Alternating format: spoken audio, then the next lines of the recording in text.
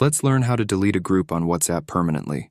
You probably have some groups you no longer use and want to delete, but don't know how. You don't have to worry anymore if you watch this video until the end. The first thing you need to do is open the WhatsApp application on your phone. When you open WhatsApp, you'll be on the Updates page, but you need to be on the page where all your chats are. This page will open when you click on the Chats option located at the bottom right, next to the Settings option. Once you're on the page with all your chats, find the group you want to delete.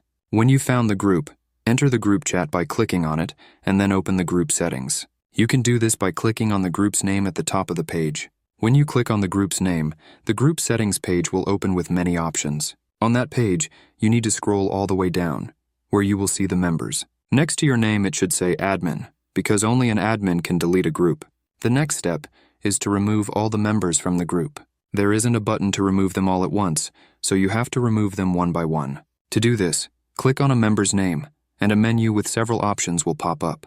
On that menu, click on the option at the bottom, which is Remove from Group.